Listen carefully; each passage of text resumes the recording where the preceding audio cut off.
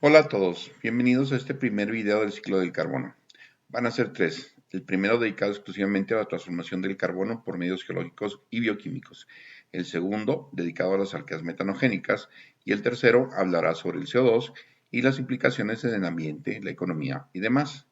En todos los casos habrá material para que puedan leer, revisar y discutir, sobre todo el lunes cuando nos veamos en la clase a distancia. Ciclo del carbono, parte 1, transformaciones geológicas y bioquímicas. Vamos a definir dos puntos. Primero, ¿qué es el ciclo? Y cómo ocurre el ciclo. El ciclo es el proceso mediante el cual el carbono es intercambiado entre la atmósfera, la geósfera, la litosfera y la pedósfera, la hidrosfera y la biosfera. Va la circunstancia. La atmósfera es la capa de gas de los planetas. La geósfera, la parte sólida. La geósfera se va a dividir en dos partes. La litosfera, que es la parte más externa de la corteza, y la pedósfera, que es el suelo donde cultivamos. La hidrosfera es la parte líquida y la biosfera somos nosotros, los seres vivos. El intercambio ocurre debido a varios procesos físicos, químicos, geológicos y biológicos y toda su mezcla posible. Dependiendo de la esfera donde se encuentre el carbono, tendrá diferentes especies químicas. Esta es la atmósfera y aquí se presenta en forma de dióxido de carbono, de metano y de clorofluorocarbonos. Los más importantes obviamente son el dióxido de carbono, los metano y el metano, pero los clorofluorocarbonos tienen un papel muy interesante junto con ellos, con estas dos moléculas, en lo que llamamos el cambio climático. De hecho, en la segunda parte del video me voy a poner a platicar sobre el metano y en la tercera parte sobre el dióxido de carbono y los clorofluorocarbonos para platicar de ello. Las unidades que tengo aquí son partes por millón de volumen. Y les recomiendo que puedan, si pueden, entren en la página de Wikipedia, Atmosphere of Air en inglés, y vean la referencia 8. Está relacionada con la composición de la atmósfera y cómo se empieza a manejar el problema real del dióxido de carbono para ver la proporción entre ellos. De todas maneras, abajo les dejo la URL para que puedan acceder. En la hidrosfera, el carbono total está en 28 partes por millón volumen. Es una cantidad muy pequeña, pero tiene un efecto muy significativo. De hecho, ese efecto lo vamos a platicar después mediante un blog que les voy a pedir que lean, que aquí está la dirección. De todas maneras, dejo el URL también abajo. Aquí, en la hidrosfera, hay 4 especies del carbono.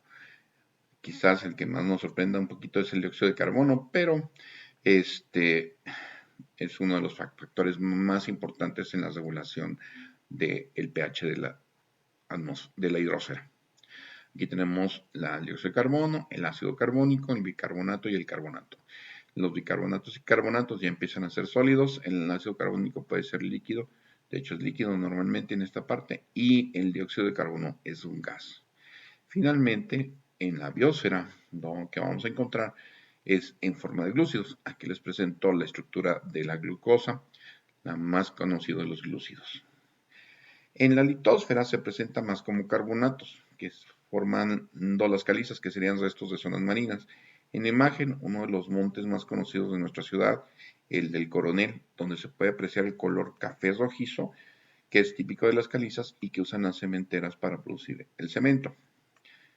Como dato importante, más del 99% del carbono está contenido en la litosfera, ya sea en forma inorgánica, almacenado en las rocas sedimentarias y las rocas calizas, o en forma de carbono orgánico, almacenado en depósitos de combustible fósil, sobre todo el petróleo y otros hidrocarburos. ¿Qué es lo que ocurre con el ciclo de carbono? Platiquemos de las reacciones. Vamos a platicar de la más sencilla de todos, que es la que ocurre en la hidrosfera. Tengo el CO2 atmosférico que lo vamos a disolver. Luego, con la ayuda del agua, se convierte en ácido carbónico y entonces ocurre la primera ionización. Con esto se forma el ion bicarbonato. Si hay una segunda ionización, se va a formar el ion carbonato. Esto puede ocurrir tanto en la hidrosfera como en los días lluviosos, como hasta en nuestros pulmones que formamos ácido carbónico. En los océanos el carbonato se disuelve con el calcio y forma el carbonato de calcio, el CaCO3, el cual es utilizado por microorganismos y organismos como los crustáceos y otros animales como el trilobite se ven ahorita. El trilobite está fosilizado, diríamos, más bien mineralizado, y esto forma parte de los sedimentos y el suelo del fondo oceánico. En la biosfera, por otro lado, lo que tenemos es la transformación por medio de la fotosíntesis del CO2 en moléculas de glucosa, con la reacción que ya todo el mundo conocemos.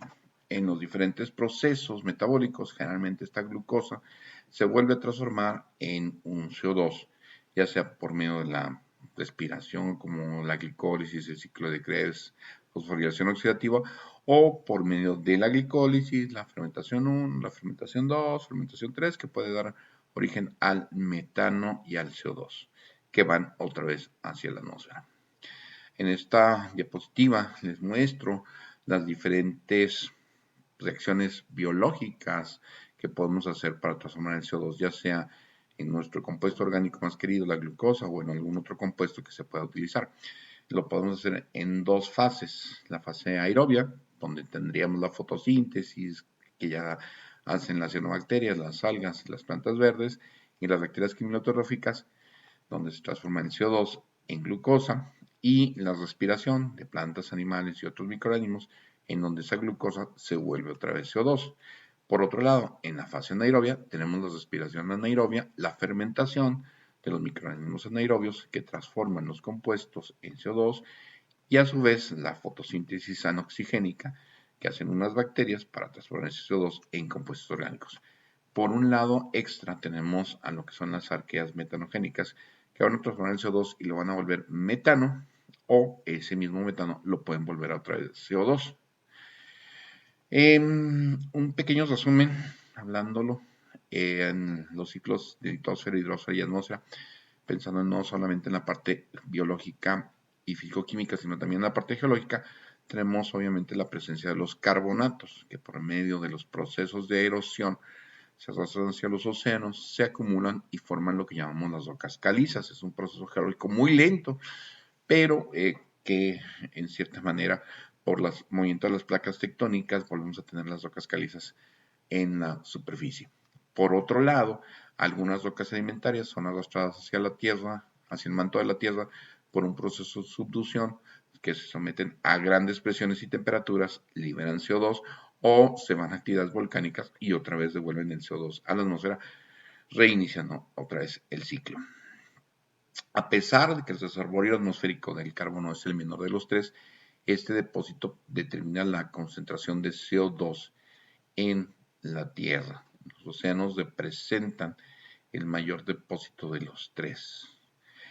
Vamos a platicar de dos artículos no exactamente, un blog y un artículo para que los puedan leer y opinar. El primero es un blog que sale en una revista que se llama Investigación y Ciencia, es del 2015, del 3 de agosto de 2015, se llama El mar es básico.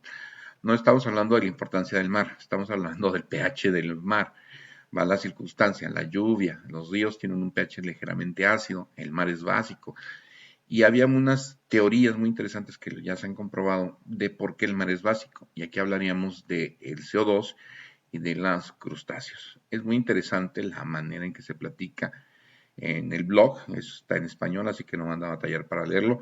Abajo les pongo la dirección y con eso vamos a discutir un poquito el próximo lunes. Y el otro es un artículo conocido mío, que se llama Otto Ortega, que es de la Universidad Autónoma de Campeche. Otto Ortega se dedica a lo que es el manejo de los, vamos a decir, de la restauración de los diferentes monumentos. Campeche tiene varias zonas muy interesantes arqueológicas, Etzna, Calakmul, entre otras. Entonces, estos sitios han sufrido la corrosión y él trabaja con el carbonato de calcio. De hecho, tiene una serie de pequeños experimentos en los que muestra cómo algunas bacterias, sobre todo Bacillus y Pantoea, son capaces de hacer la bioprecipitación del carbonato de calcio.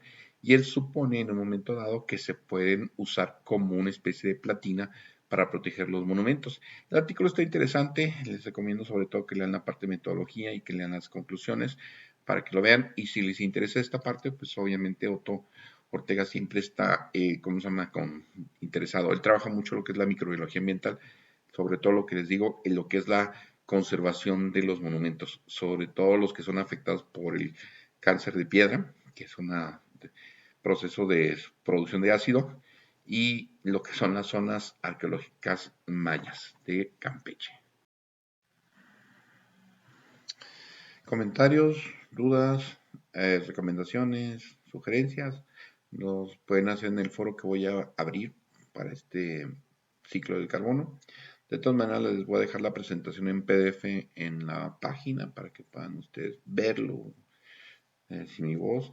Y pronto aparecerá el segundo video de las arcas del metano. Gracias por ver el video. Cuídense y espero que pronto nos podamos ver. Saludos virtuales.